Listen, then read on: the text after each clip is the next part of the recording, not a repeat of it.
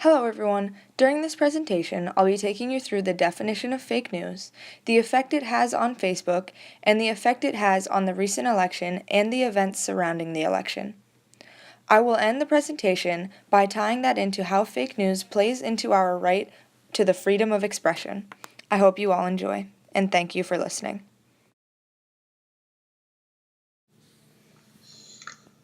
To understand how fake news is present in our society today, we must first have a basic overview of the topic. I'm sure everyone here has heard of Urban Dictionary, and their definition of fake news is a parody of network television newscasts that exploits the absurd in current events for humorous intent rather than being concerned with providing complete and well-balanced information. Now, what exactly does that mean? Well, in simple terms, it is usually when a public figure makes a comment that reveals their stupidity and/or hypocrisy. Someone makes assumptions about these comments and spreads that information to gain more likes, shares, comments, or whatever else on social media. I'm sure we have all viewed many fake news stories with our recent election, especially pertaining to our very outspoken and bold President-elect, Mr. Trump.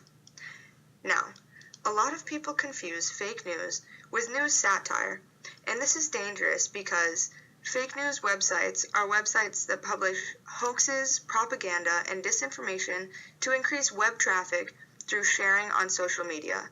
Unlike news satire, where humor is the object, fake news websites seek to increase their traffic by knowingly circulating false stories.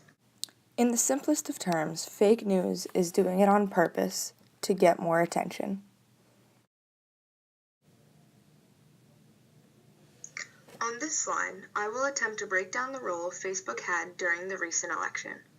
Now, we don't yet have all the answers, but one BuzzFeed analysis found that Trump fake stories received more engagements, which are likes, shares, reactions, and comments, than the top election stories from 19 major news outlets combined. According to the Pew Research Center, most Americans who turn to social media for their news are only getting it from one platform, with Facebook being the most common platform. To have one company that has enough power to reshape the way we think is incredibly dangerous. We need to have many news outlets, especially about something as serious as an election, so that the voters can make an informed decision. Facebook is facing mass amounts of post-election criticism that it did not do enough to weed out fake news on the platform by allowing viral false stories to spread and thereby influencing the election results. Under pressure to combat misinformation, CEO Mark Zuckerberg promised action in a Facebook post early on a Saturday morning. It said, "I want you to know that we have always taken this seriously. We understand how important the issue is for our community, and we are committed to getting this right." Now, what exactly does that entail? Facebook's first order of business was to fire its entire trending news team and saying instead it will rely on algorithms with engineers fixing mistakes later. This proved ineffective, however, because within 3 days, a fake news story about Fox News anchor Megyn Kelly being fired for her pro-Clinton views trended for several hours before being removed. Facebook recently posted that the social network has been experimenting with human reports to cut back on fake news stories during this campaign season and announced yesterday that it will forever ban fake news sites from its ad network. To follow up, Mark Zuckerberg decided to deny Facebook perpetuating fake news by posting, "All of the content on Facebook, more than 99% of what people see is authentic. Only a very small amount is fake news and hoaxes. Overall, this makes it extremely unlikely hoaxes change the outcome of this election in one direction or the other." This seems strange to say that Facebook is not perpetuating when he admitted earlier that it did. Could he possibly be trying to protect Facebook's image? At this time, I would like you to take 5 minutes and to get into groups of 4 and discuss what you would do in Mr. Zuckerberg's situation and how you would react. After reading about Facebook allegations of pro-Trump fake news stories influencing the election in Trump's favor, I decided to do some more research, and I found a very interesting article. A recent find by the CIA has come to light. The CIA claims that there is proof that Russian government hackers smoothed Donald Trump's route into the White House. On Friday, representatives from the CIA told U.S. Congress that they had evidence that the Russians had hacked the servers of both the Democrats and the Republicans, but had only decided to release data from the form in order to help Trump win the election. Senators on both sides of the political spectrum immediately called for an inquiry. President-elect Donald Trump dismissed the CIA's reports as ridiculous, and he said that any hacking could be by Russia, China, or someone doing this in their basement. They have no idea, he said, and he took to Twitter later on the topic. He first tweeted, "Can you imagine if the election results were the opposite and we tried to play the Russia CIA card? It would be called a conspiracy theory." Now, we all know that President Trump can't go that long without voicing his opinion, so he tweeted a mere 4 minutes later, "Unless you catch hackers in the act, it is very hard to determine who was doing the hacking. Why wasn't this brought up before the election?" And he has a good point. Why wasn't this brought up before the election? Is it a conspiracy theory? Is it more fake news? No one really knows. Whether the story is fake news or not, it has stirred up a lot of discussion from everyone around the country. FBI officials have taken a closer look at the CIA's claims and said that they are direct, bald, and unqualified. They said although Russia had interfered on one side of the election, it wasn't quite clear what its intentions were.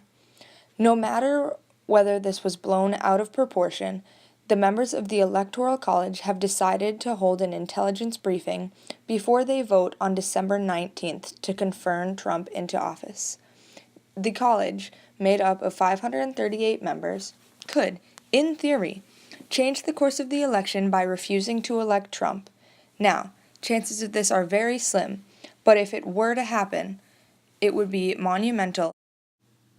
Now that we have seen some examples of fake news and what it can do, I will now discuss how that plays into our freedom of speech. Although fake news can be harmful and it can spread panic, it is unlawful to take it away. Technically, Facebook is breaking the law by banning fake news because as American citizens, we have the right to freedom of expression. This is where the issue of money comes into play. The First Amendment says nothing about money, and the people with the most money can do as they please. This starts controversy because although Facebook is breaking the law, if they are fined, they can just pay, and that will be the end. If we move away from eliminating fake news and the discussion about if it's legal or not, we can uncover ways to avoid fake news. The biggest giveaway of fake news is the bold headline. People like to draw audiences in with an outrageous headline, so you should always be sure to read the full article to determine its authenticity. Secondly, check the date. People like to recirculate old news to scare people into thinking that history is repeating itself. Well, history does repeat itself, but not in the sense that you can just recirculate old news articles. A third thing that you can do is to check the author and the website to see if they're credible. Search the author and look at other articles that he or she has posted and see if they're a credible journalist. You can also search the website to see if they have posted other credible articles and if it seems like a good source. The last thing that you can do is to search the web. We all know and love Google. If you type the website article, or the name of the article, into the Google search bar, and see if other websites are posting about it. More often than not, if multiple sources are posting about one article, you can pretty much safely assume that it is true, and you can take it as real news. I would like to leave you with one question. Where do we draw the line? One of my favorite quotes that I uncovered while doing this project was said by Eugene Kiley, who is the director of FastCheck.org, a nonprofit that aims to reduce the level of deception and confusion in U.S. politics. The quote is, "It is a very slippery slope. There's bad information out there that's not necessarily fake. It's never as clear-cut as you think." And I would like to leave that with you, to always think about that whenever you read news. It might not be all fake, but some of it might be fake. So always keep your eyes and ears open for other opinions and don't judge too fast. I hope that throughout this presentation, I was able to broaden your understanding of fake news, show you interesting and relevant examples of fake news, and give you helpful tips and tools to avoid falling into the trap of fake news. Thank you for taking the time to listen.